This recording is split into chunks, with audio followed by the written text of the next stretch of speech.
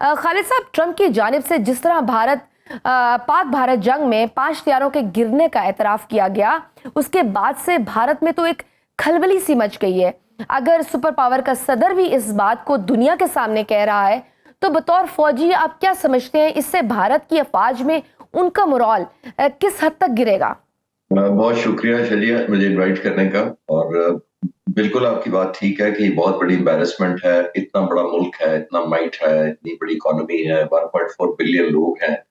पहले उनको hype create की गई पाकिस्तान के खिलाफ, फिर एक जंग मुसल्लत की गई, शॉर्ट एंड कॉन्फ्लिक्ट किया गया।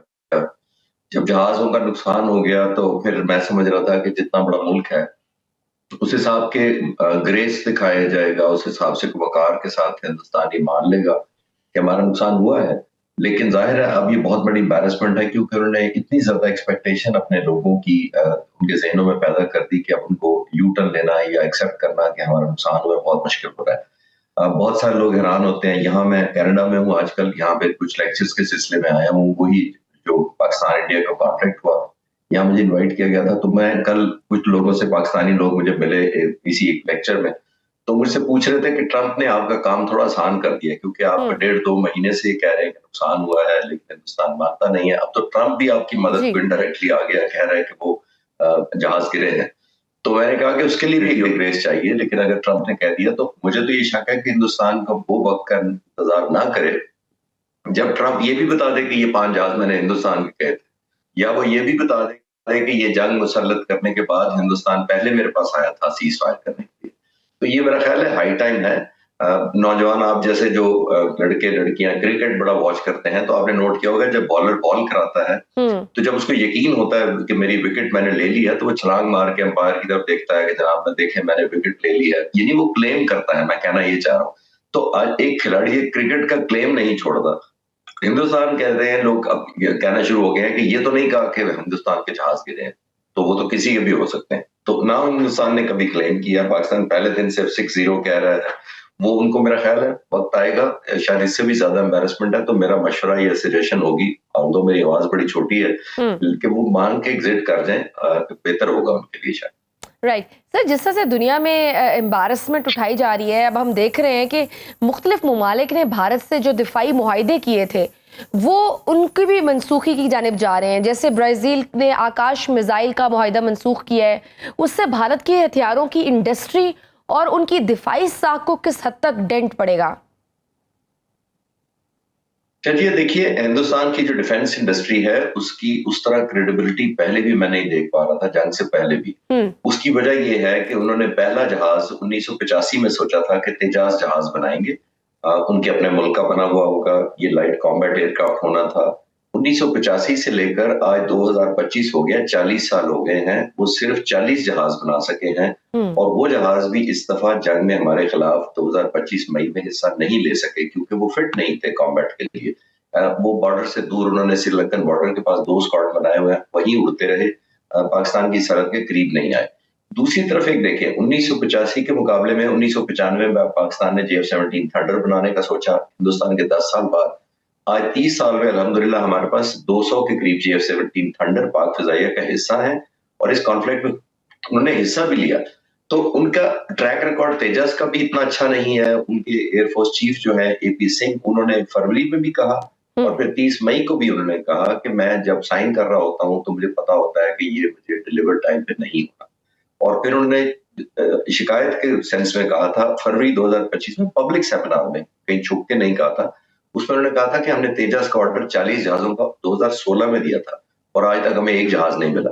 तो उनकी क्रेडिबिलिटी तो पहले ही क्वेश्चन मार्क थी। अब देखिए, अब दुनिया को शायद अब ज्यादा एक्सपोजर हो गया, क्योंकि कॉन्फ्लिक्ट में लोगों ने उनकी डिप्लॉयमेंट देखी।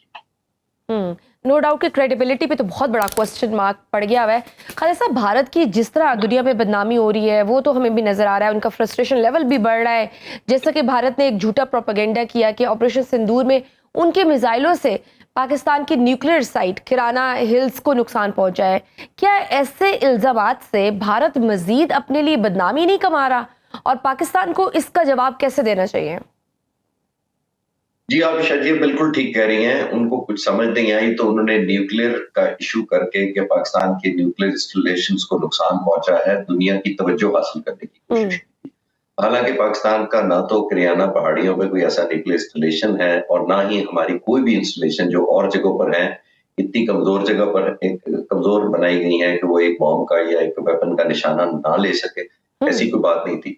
उन्होंने शायद तवज्जो ये हासिल करने की कोशिश की थी कि दुनिया वैसे तो मान नहीं रही है, दुनिया में अलार्म नहीं खड़े कर हो रहे, और लेकिन उन्होंने सोचा कि क्योंकि न्यूक्लियर एक सेंसिटिव इशू है, इस वक्त एक इंटरनेशनल एटॉमिक एनर्जी कमीशन भागा आएगा और बहुत सारी एजेंसी जो है अलार्म क्रिएट कर देंगी। उन्होंने हाइप क्रिएट की फिर over a period of time, क्योंकि बाकी फ्रंट्स पर उन्होंने इतनी क्रेडिबिलिटी अपनी लूज कर ली हुई थी कि ये भी उनकी किसी ने नहीं मानी।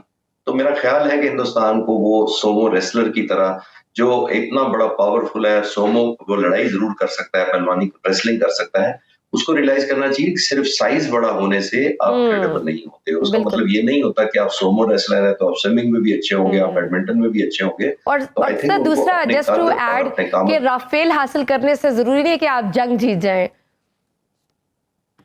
जी, टेक्नोलॉजी दुनिया में आप खरीद सकते हैं, लेकिन टेक्नोलॉजी से आप जंग सिर्फ जब तक आप उसको इनकॉर्पोरेट ना करें, अपने जहाजों के साथ डिप्लॉय ना करें, अपनी ट्रेनिंग बेहतर ना करें, अपनी इंटीग्रेशन और नेटवर्किंग अच्छी ना करें और टैक्टिक्स इंप्रूव ना करें, आप जंग नहीं जीत सकते सिर्फ जहाजों के होने से।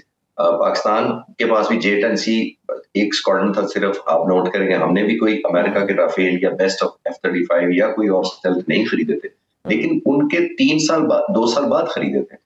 राफेल 5.25 साल से हिंदुस्तान की एयरफोर्स उड़ा रही थी, J-10C हम तब 3.25 साल से उड़ा रहे थे। तो आप अंदाजा लगाइए, उनको चाहिए था कि वो जहाजों की इंटीग्रेशन करें, सिर्फ जहाजों को शामिल कर लेने से या इतना बड़ा डिफेंस बजट हो जाने से चीजें नहीं होती। अल्हम्दुलिल्लाह पाक फिजाइया ने साबित किया कि हमारी ट्रेनिंग और कॉन्फिडेंस भी, वो तो सर हमारे नौजवानों में तो बहुत है, स्किल भी, कॉन्फिडेंस भी और वो फेथ भी, इसमें कोई दो राय नहीं है कि पाक अफवाज ने पहले भी सर फख्र से बुलंद किया था और आगे भी इंशाल्लाह वो हमारे मुल्क की ऐसे ही हिफाजत करते रहेंगे। लेकिन सर अगर हम टेक्नोलॉजी की बात करें तो क्या पाकिस्तान हाइपरसोनिक मिसाइल टेक्नोलॉजी के हसूल पर काम कर रहा है या उसके अलावा कोई खास जहाज जो इस बार भारत को सरप्राइज दे? देखिए शजिया, जब आप एक जंग में हिस्सा लेते हैं तो आपको हर दफा एक इनोवेटिव तरीके से जंग लड़नी होती है, अपनी स्ट्रैटेजी हर दफा नई बनानी होती है ताकि दुश्मन को आप सरप्राइज कर सकें। हिंदुस्तान ने खुद अपना सरप्राइज हमारे अगेंस्ट थोपने की कोशिश की, हमने उसको काउंटर सरप्राइज कर दिया। आपने नोट किया होगा, उन्होंने हमें सरप्राइज किया था मुख्तलिफ जगहों पर हमले करके और इनोसेंट लोगों को शहीद करके। लेकिन पाक फिजाइया ने खास तौर पर जब 7 इस मॉर्निंग को 6-0 किया था और 10 तारीख को जो टनेज फेंकी थी हिंदुस्तान पर, वो हमने काउंटर सरप्राइज किया और एक प्रोहिबिटिव कॉस्ट इम्पोज की।